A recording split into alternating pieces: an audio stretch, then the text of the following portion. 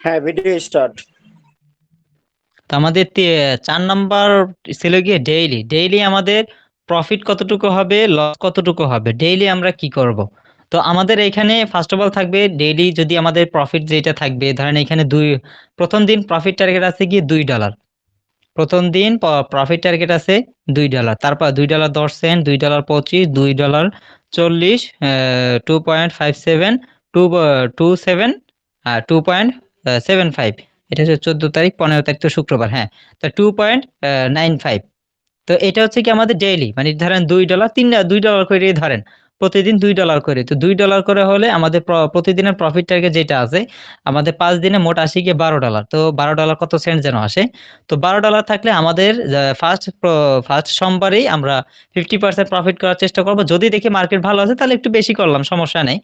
মানে আমাদের যতটা টার্গেট, মানে সাপ্তাহিক টার্গেটটা আমরা সপ্তাহের শুরুতেই ফিল আপ করে আমরা ডেমোতে শিফট হয়ে যাব, প্রয়োজনে সমস্যা নাই।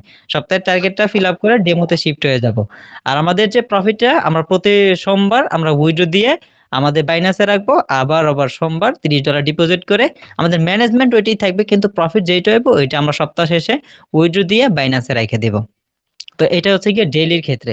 আবার ডেইলি 3টা লস হলে স্টপ, আর প্রফিট হলে আমাদের নির্দিষ্ট পরিমাণ প্রফিট টার্গেট হিট হলেই আমরা চলে যাব মার্কেট থেকে।